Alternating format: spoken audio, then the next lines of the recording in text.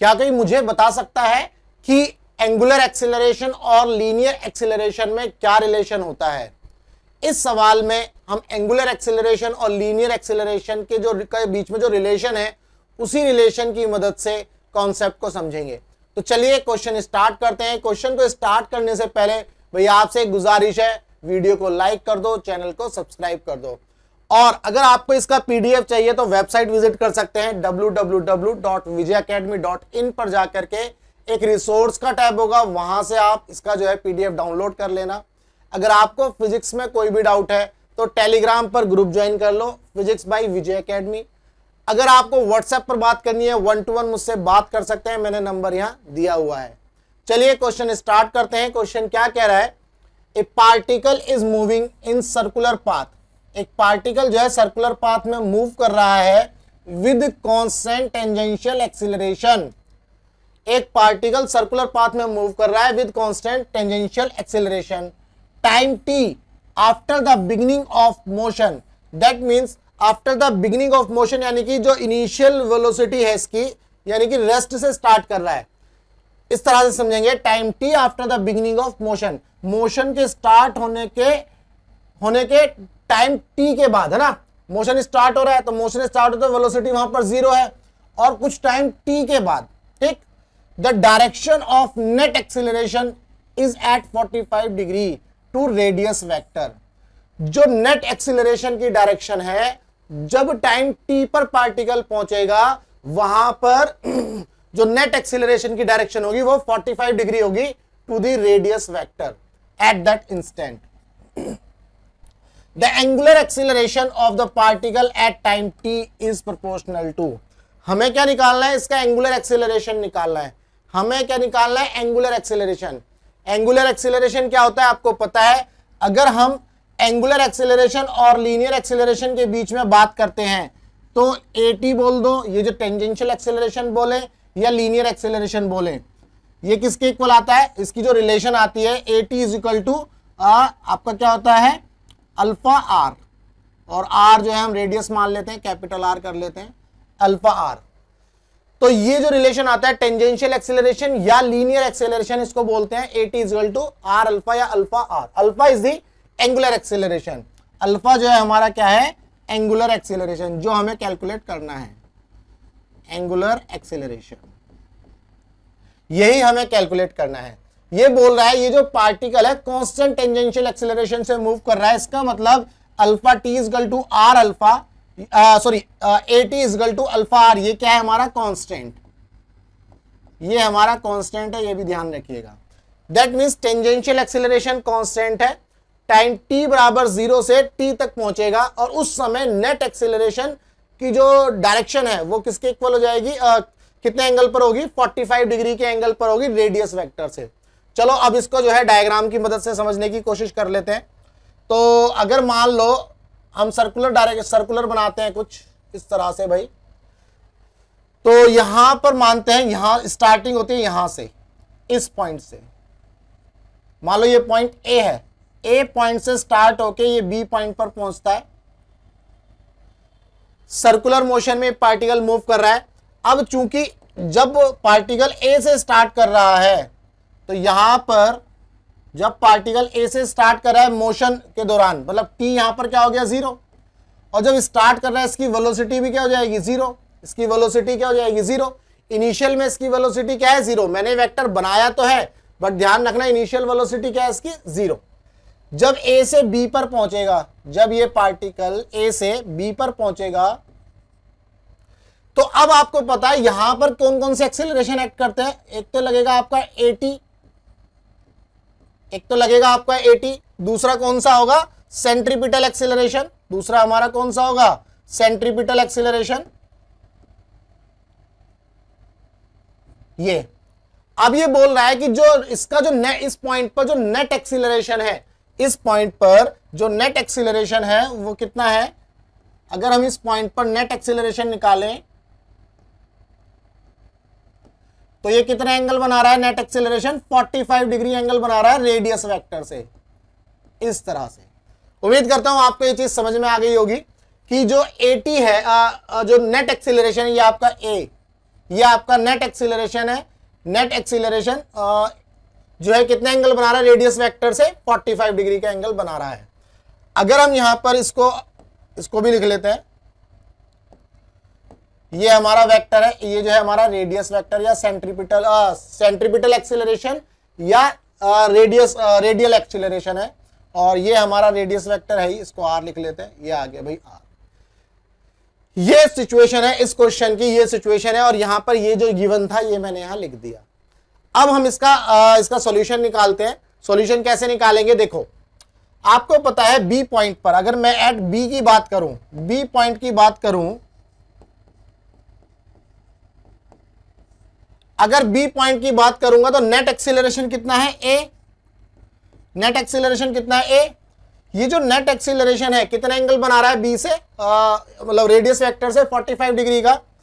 तो अगर हम यहां पर ये निकालें tan 45 degree, tan 45 degree, tan 45 degree किसके इक्वल होगा, देखो ये 80 है तो ये वाला भी 80 हो जाएगा, परपेंडिकुलर अपॉन में बेस, दैट मींस 80 अपॉन में AR, 80 अपॉन में AR। बहुत बढ़िया, हमें ये मिल गया। tan 45 किसके इक्वल होता है, 1 के, तो 1 इज इक्वल टू 80 अपॉन में AR। तो यहां से 80 इज इक्वल टू AR लिख सकते हैं। अब 80 टेंजेंशियल एक्सीलरेशन क्या है, alpha R, that is equal to AR। AR क्या है हमारा, V स्क्वायर बाई R। तो हमारे पास ये रिलेशन आ गई भाई हम ये पढ़ते हैं सेंट्रीपिटल एक्सीलरेशन क्या है, V square by R, alpha R. हमारे पास ये वैल्यूज आ चुकी है। अब हमें तो अल्फा की वैल्यू निकालनी है, और आप ऑप्शन देखो टी के टर्म्स में है, ऑप्शंस देखोगे तो टी के टर्म्स है, टाइम के टर्म्स में। इसका मतलब इस पूरी रिलेशन में ना तो v मिलना चाहिए और ना ही r मिलना चाहिए। अगर आप यहां से अल्फा की वैल्यू निकालोगे तो आएगा V square by R square. तो यहां पर जब भी आप इसको सॉल्व करोगे तो इस रिलेशन में ना तो r होगा और ना ही v होगा, हमें तो t के टर्म्स में चाहिए। अब इसको कैसे करना है ध्यान से समझेंगे। देखो जो 80 होता है, जो 80 है वो किसके इक्वल होता है, ये भी मैंने बताया है dv बाई dt के, और ये जो 80 है किसके इक्वल है, अल्फा आर के, जो कि क्या है, कांस्टेंट, जो कि क्या है, कांस्टेंट। यानी कि ये पूरी की पूरी टर्म जो है आपकी कांस्टेंट है। तो यहां से हम इसको इस तरह से लिख सकते हैं, dv is equal to alpha R और ये dt। जब आप इसको डिफरेंशिएट करोगे v बराबर 0 से, यहां पर भी इसकी कुछ वेलोसिटी होगी, मान लो v, यहां पर 0 है और यहां पर वेलोसिटी है v। तो v is equal to, differentiate कर रहा हूं मैं डायरेक्ट, अल्फा आर तो आपका कांस्टेंट है, बाहर आ जाएगा, और टाइम कितना आ गया, t। ठीक है, तो यहां से हम क्या कर सकते हैं, v is equal to alpha R की वैल्यू रख लो, यहां से हम क्या कर सकते हैं, v is equal to alpha R into T. तो अगर मैं यहां पर देखता हूं, alpha R is equal to V by T, alpha R is equal to V by T, ये आ गया, alpha R is equal to V by T. अब इस अल्फा आर की जगह ये वैल्यू रख सकते हैं हम, इस अल्फा आर की जगह हम ये वैल्यू रख सकते हैं। तो यहां से ये वैल्यू यहां रखेंगे तो क्या आ जाएगा, अल्फा आर की जगह v by T is equal to V square upon में r, v स्क्वायर अपॉन में r, v स्क्वायर अपॉन में r। नहीं, हमें अल्फा की वैल्यू तो निकालनी है ना यहां से,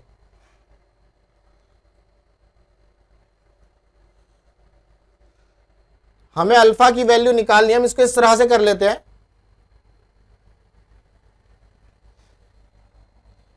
यहां से इसको आप v is equal to alpha R T है ना, v की जगह ही रख दो ये वैल्यू। तो alpha R is equal to, हम ये वैल्यू इसके अंदर रखेंगे, alpha R is equal to V square, that means alpha square R square और टी का स्क्वायर अपॉन में, है ना, वी स्क्वायर की जगह रख दिया alpha square R square T square, और नीचे हमारा आर है ही। तो अब देखो यहां से आर से आर कैंसिल होता है, सॉरी आर, ये आर स्क्वायर होगा तो ये वाला आर स्क्वायर कैंसिल हो जाएगा, समझ गए। इस आर स्क्वायर को एक आर इससे काट दिया, एक इससे काट दिया, तो आर स्क्वायर कैंसिल हो गया। तो आपका एक अल्फा यहां से कैंसिल हो जाता है,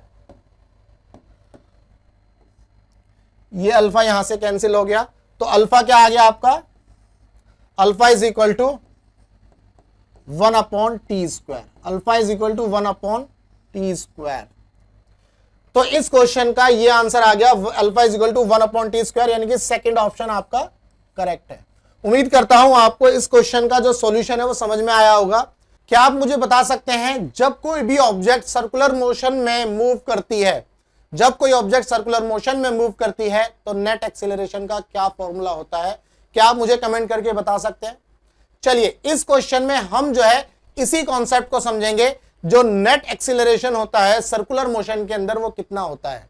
चलिए ध्यान से समझेंगे क्वेश्चन को। क्वेश्चन क्या कह रहा है, a car is travelling with linear velocity v on a circular road of radius r.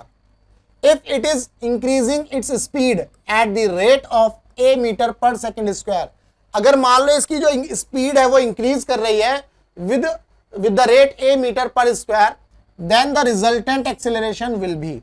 ध्यान से समझेंगे, ये ना तो यूनिफॉर्म सर्कुलर मोशन का केस है, ये आपको समझना है, ये नॉन यूनिफॉर्म सर्कुलर मोशन का केस है, नॉन यूनिफॉर्म सर्कुलर मोशन। हम यूसीएम पढ़ते हैं ना, तो यूनिफॉर्म सर्कुलर मोशन, ऐसे ही ये वाला जो केस है नॉन यूनिफॉर्म सर्कुलर मोशन का केस है।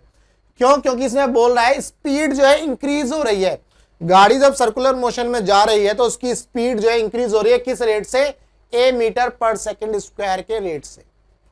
चलो अब हमें ये समझना है कि जो नेट एक्सीलरेशन होता है वो कितना होता है। अगर कोई ऑब्जेक्ट सर्कुलर मोशन में होती है तो कैसे समझेंगे, ध्यान से समझते हैं। देखो मान लो ये सर्कुलर मोशन में कोई ऑब्जेक्ट है, थोड़ा सा अच्छा बनाते हैं ये, चलो इसका एक्सिस इस तरह से बना लेते हैं। मान लो कोई ऑब्जेक्ट सर्कुलर मोशन में है, मान लो इस पॉइंट पर है, इस पॉइंट पर है, तो ये वाला वेक्टर आपका रेडियस वेक्टर होता है, ये आपको पता है। इस डायरेक्शन में आपका वेलोसिटी मिलता है और इसी डायरेक्शन में आपका टेंजेंशियल एक्सीलरेशन भी मिलता है आपको, ये भी आपको पता है। और सेंटर की तरफ कौन सा एक्सीलरेशन होता है ये आप जानते हो, सेंट्रीपिटल एक्सीलरेशन या रेडियल एक्सीलरेशन। अब ध्यान से समझेंगे हम, देखो ये रेडियस वेक्टर इस डायरेक्शन में, दैट मींस ये डायरेक्शन प्लस है। अगर मैं इसको समझता हूं तो इसका मतलब ये डायरेक्शन प्लस है, तो जो रेडियस वेक्टर है इसकी डायरेक्शन इधर है, मतलब रेडियस के अपोजिट। दैट मींस अगर मैं इसका यूनिट वेक्टर बनाने की कोशिश करूं तो मैं इस तरह से लिख सकता हूं -r यूनिट वेक्टर। जो रेडियस जो सेंट्रीपिटल एक्सीलरेशन है वो रेडियस के अपोजिट डायरेक्शन में है, तो -r यूनिट वेक्टर, क्योंकि ये वाला वेक्टर इस डायरेक्शन में है तो इसको इस तरह से लिख सकते हैं r वेक्टर। इसका जो यूनिट वेक्टर है वो ये, यानी कि यूनिट वेक्टर जो है इसकी डायरेक्शन बताता है। ये वेक्टर नहीं लगाते, ये वाला इस तरह से लिख सकते हैं हम, ऐसे भी लिख सकते हैं। ये जो r वेक्टर है, ये जो r वेक्टर का कैप r कैप है, ये इस डायरेक्शन में तो पॉजिटिव लिया, इसके अपोजिट में तो नेगेटिव हो गया। ये आपका 80 है, इस डायरेक्शन में हम 80 पॉजिटिव लेते हैं, इस डायरेक्शन में हम 80 क्या लेते हैं, पॉजिटिव। तो मैं यहाँ पॉजिटिव साइन लगा देता हूं, ये लगा दिया। अब नेट एक्सीलरेशन क्या होता है ये आपको पता है। अगर हम इसका नेट एक्सीलरेशन निकालते हैं तो वो क्या आता है, ये इस तरह से हम निकाल लेते हैं, पैरेललोग्राम लॉ बनाएंगे और ये हमारा ए नेट हो जाएगा। तो ए नेट हमारा किसके इक्वल आ गया, ए नेट हमारा किसके इक्वल आ गया, ए नेट जो है वेक्टर फॉर्म में देखें तो ये ए आर यानी कि -r कैप प्लस ये जो 80 है, 80 जो है इस r वेक्टर के टेंजेंट है, टेंजेंशियल है, तो हम 80 जो है पॉजिटिव, अभी फिलहाल मैं पॉजिटिव ले लेता हूं इसको, 80 एक 80 वेक्टर आ गया, इस तरह से हम लिख लेते हैं। तो इसका मतलब ये ए आर वेक्टर फॉर्म में देखें तो ए आर वेक्टर में आ गया और ये 80, ये वेक्टर फॉर्म में मैंने इसको ए लिख लिया है। ये वेक्टर फॉर्म है, ध्यान रखना इसकी वेक्टर फॉर्म ये है। अब हमें क्या निकालना है, इसका मैग्नीट्यूड। भाई इस ए नेट का मैग्नीट्यूड ही तो है, देन द रिजल्टेंट एक्सीलरेशन, ये मैग्नीट्यूड की फॉर्म में है। ए नेट का एक्सीलरेशन, ए नेट जो एक्सीलरेशन है, अगर आप उसका मैग्नीट्यूड निकालोगे तो आपको पता है मैग्नीट्यूड निकालने के लिए हम क्या करते हैं, स्क्वायर कर देंगे। दैट मीन्स ए आर जो है सेंट्रीपिटल एक्सीलरेशन, इसका स्क्वायर प्लस ए टी का स्क्वायर, अब ए आर किसके इक्वल होता है आपका, ए आर हमारा होता है centripetal acceleration V square by R के। तो यहां से जब इसका स्क्वायर करेंगे तो v की पावर 4 अपॉन में R square plus A T square. A T जो है किसके इक्वल है, ए के, क्वेश्चन में ही दिया हुआ है ए, ठीक है, ए मीटर पर सेकंड स्क्वायर। ए टी हमारा क्या है, अच्छा ये ए टी जो है हमारा आ जाएगा ए स्क्वायर। देखो कैसे आया ये, इसको समझ लेते हैं।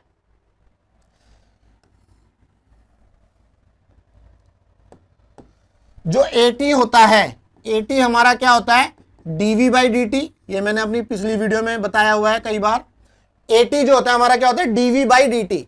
जब A T dv by D T हो गया तो ये यही तो बोल रहा है, जो स्पीड का जो रेट है वो किस रेट से इंक्रीज कर रहा है, A metre per second square. That means change in speed with respect to time. Change in speed with respect to time जो है वो ए दिया है, यही तो है। तो ए टी जो है हमारा ए के इक्वल आ गया, तो ये ए स्क्वायर। तो अब यहां से आप देख सकते हो कौन सा ऑप्शन सही है, v की पावर 4 आर स्क्वायर प्लस ए की पावर 2। सेकंड ऑप्शन हमारा करेक्ट है। उम्मीद करता हूं आपको इस क्वेश्चन का जो सॉल्यूशन है समझ में आ गया होगा। अगर समझ में आ गया तो भाई वीडियो को लाइक करो, चैनल को सब्सक्राइब अभी के अभी करो। क्या आप मुझे बता सकते हैं, अगर ब्रिज कॉनकेव होगा या कॉन्वेक्स होगा तो जो नेट फोर्स है वो किसके इक्वल होगा? अगर ब्रिज कॉनकेव होगा या कॉन्वेक्स होगा तो जो नेट फोर्स लगता है वो किसके इक्वल होगा? आप कमेंट करिए इस क्वेश्चन में। और अब इस क्वेश्चन को समझने के लिए हम ये क्वेश्चन देखेंगे, ये वाला जो कॉन्सेप्ट है नेट फोर्स हमारा किसके इक्वल होगा, ये समझने के लिए इस क्वेश्चन को करेंगे। If the over bridge is concave instead of being convex. जो ओवर ब्रिज है, जो ब्रिज बनाते हैं हम, अगर हम उसको क्या बना दें, कॉनकेव बना दें instead of convex, the thrust on the road at the lowest position will be. जो थ्रस्ट होगा रोड पर वो लोएस्ट पोजीशन पर क्या होगा, ये समझना है। देखो पहले तो हम ये समझ लेते हैं, ये आपका कॉन्वेक्स होगा या कॉनकेव होगा, इसको समझ लेते हैं। ये आपका कॉनकेव होगा, ये आपका कॉनकेव होगा, थोड़ा सा छोटा बना लेते हैं।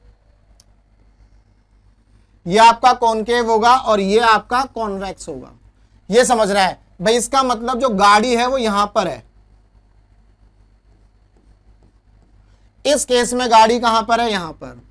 उम्मीद करता हूं आपको ये चीज समझ में आ गई होगी। ये हमारा कॉनकेव है, इसको हम लिख लेते हैं कॉनकेव, और ये है कॉन्वेक्स की सिचुएशन। ये है हमारा कॉन्वेक्स की सिचुएशन, ये कॉनकेव की सिचुएशन। अब हमें दोनों के अंदर, हम दोनों को करेंगे ताकि आपको अगर ये क्वेश्चन आ जाए तो आप उसको भी अटेम्प्ट कर पाओ। कैसे करेंगे, ध्यान से समझेंगे। देखो भाई, क्वेश्चन में बोल रहा है कॉन्वेक्स की जगह कॉनकेव बनाया है, तो कुछ तो बात है। कॉन्वेक्स की जगह कॉनकेव बनाया है तो लोएस्ट पोजीशन पर जो थ्रस्ट होगा, thrust on the road at the lowest position will be.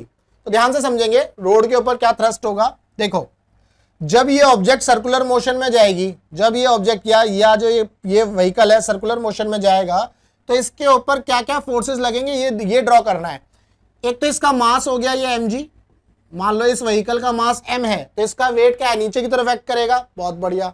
Road जो है इस व्हीकल के ऊपर, ये जो रोड है इस व्हीकल के ऊपर क्या लगाएगा, थ्रस्ट लगाएगा। ये लगा दिया थ्रस्ट, ठीक है भाई, ये थ्रस्ट है, ध्यान रखना। टी ले लेते हैं या नॉर्मल रिएक्शन ले लो इसको। अब जब ये व्हीकल सर्कुलर मोशन में मूव कर रहा है, इसके ऊपर सेंट्रीपिटल एक्सीलरेशन लगेगा, यानी कि सेंट्रीपिटल एक्सीलरेशन की वजह से सेंट्रीपिटल फोर्स लगेगा। ये लग गया भाई Fc, ऐसे लिख लेते हैं Fc। अब देखो इसको बैलेंस करना है। बैलेंस करने के लिए आपको क्या याद रखना है वो समझना है। बैलेंस करना बहुत आसान है।